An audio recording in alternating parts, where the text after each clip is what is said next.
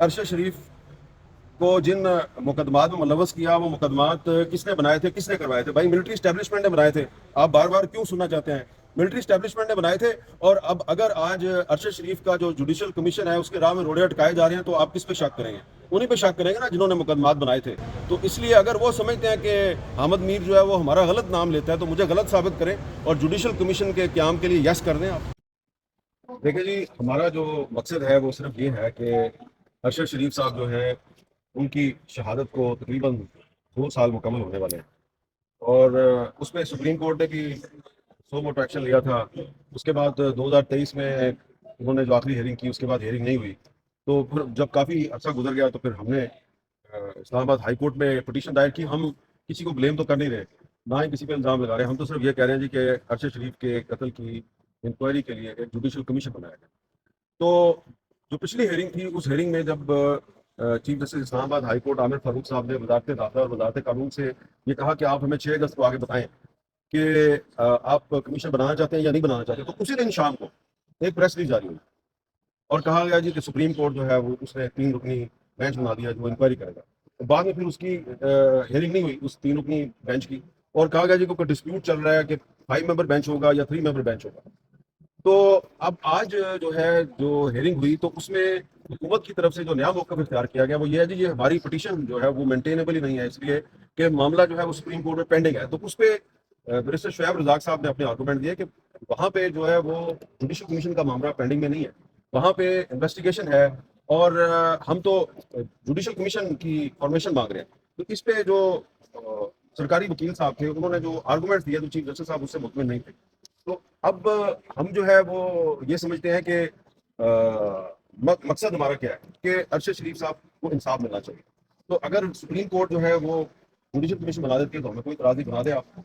अगर वो नहीं बनाते तो फिर इस्लामाबाद हाई कोर्ट में आके हुकूमत बताए कि जुडिशल कमीशन बनाना चाहती है या नहीं बनाना चाहती। आज चीफ जस्टिस आमिर फारूक साहब ने बार बार जो है वो यही हुकूमत से पूछा है कि आप ये बताएं कि आप जुडिशल कमीशन बनाना चाहते हैं या नहीं बनाना चाहते। पिछली हेयरिंग में उन्होंने हुकूमत से कहा था कि प्रेपरेशन करके आए, पूछ के आए, लेकिन आज हुकूमत ने उनको इस बारे में कोई जवाब नहीं दिया, बल्कि उल्टा ये कहा कि पिटीशन ही मेंटेनेबल नहीं है। तो जो हुकूमत का एटीट्यूड था आज और इससे पिछली हेयरिंग में, उससे ये लगता है कि वो अरशद शरीफ साहब के मर्डर की इंक्वायरी के लिए जुडिशल कमीशन बनाने में इंटरेस्टेड नहीं है।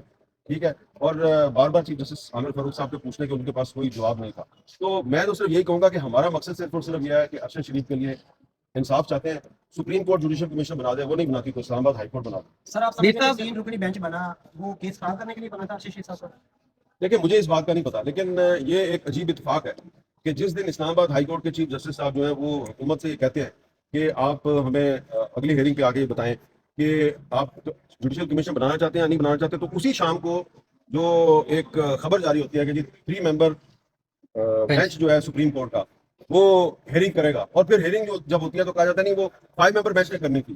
तो ऐसा लग रहा है हमें कि दानिस्ता या ना दानिस्ता तौर पे कोई ना कोई तो है जो कि अरशद शरीफ साहब के कत्ल के मुकदमे की जो इंक्वायरी और जुडिशल कमीशन का क्याम है उसके रास्ते में रुकावट डाल रहा है। कौन है ये मुझे पता नहीं। और ये जो आज जस्टिस आमिर फारूक साहब बार बार पूछ रहे थे हुकूमत से कि आप जुडिशल कमीशन क्यों नहीं बनाना चाहते, आप देखें ना कि मैं सख्त लफ्ज नहीं इस्तेमाल करना चाहता कि जब जस्टिस आमिर फारूक साहब ने हुकूमत के वकील से ये कहा कि पिछली हेयरिंग पे ये बताया गया कि जी 2024 में 7 सहाफ़ी जो हैं उनको कत्ल किया जा चुका है, तो अगर हुकूमत कमीशन बना लेती है तो कम से कम ये मामला तो तय हो जाएगा। तो हुकूमत के वकील ने कहा जी हमने चेक किया है, हमें इस बारे में कुछ कंफर्मेशन नहीं हुई कि ये बंदे जो फिगर बताई गई थी सही है या गलत है।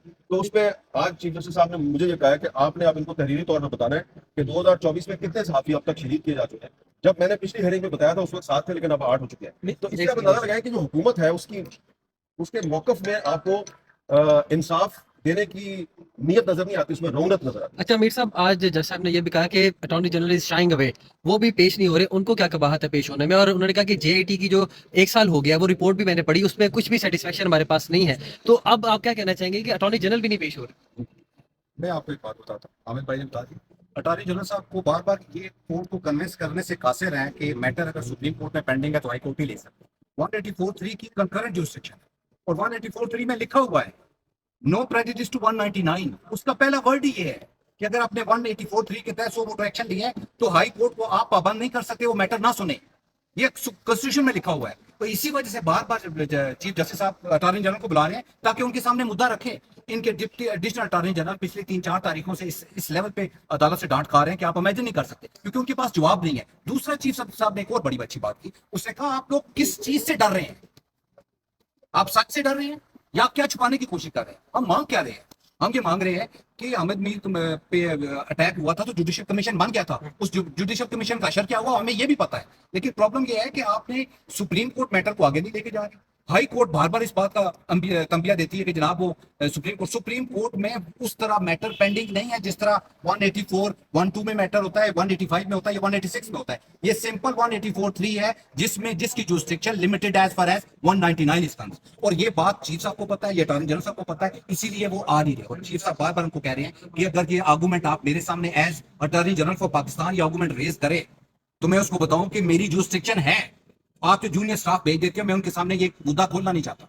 تو اصل میں پوائنٹ یہ ہے کہ جب چیف اٹارنی جنرل صاحب آئیں گے تو ان کے پاس یہ مدعا نہیں ہے, اس کا جواب ان کے پاس نہیں ہے کہ میٹر سپریم کورٹ میں پینڈنگ ہے. میٹر سپریم کورٹ میں سو موٹو جورسڈکشن میں پینڈنگ ہے, وہ اور کوئی چیز ہوتی ہے. تو اسی وجہ سے وہ بار بار اچھا وہ شائع ہوئے کیوں کر رہے ہیں, کیونکہ کل وہ اگر کہہ دیں, کیونکہ آرگومنٹس ہوں گے نا, ہم بھی پریپیئرڈ ہوں گے وہ پریپیئرڈ ہوں گے, اس کے بعد پھر آپ کیا کہیں گے, پھر وہ حامد بھائی والی بات آ جائے گی کہ یار آپ کو کیا مسئلہ ہے. ہاں اس میں دیکھیں, to cut the story short, ہمارا مقصد یہ ہے کہ ارشد شریف کے قتل کی تحقیقات کے لیے ایک انکوائری کمیشن بننا چاہیے. یہ ہمارا سمپل سا ایک مطالبہ ہے جو ہم نے اسلام آباد ہائی کورٹ میں اپنی پٹیشن میں رکھا ہوا ہے. اب اس پٹیشن پر ہیئرنگ میں جو حکومت کے وکلا کا جو رویہ ہے اس سے میں جو ہے وہ زیادہ سے زیادہ یہی کہہ سکتا ہوں کہ ڈیلنگ ٹیکٹکس ہیں. لیکن آج چیف جسٹس اسلام آباد ہائی کورٹ عامر فاروق صاحب نے کہا کہ آپ وفاقی حکومت کو ڈبو رہے ہیں, یہ الفاظ کہ آپ ان کو ڈبو رہے ہیں.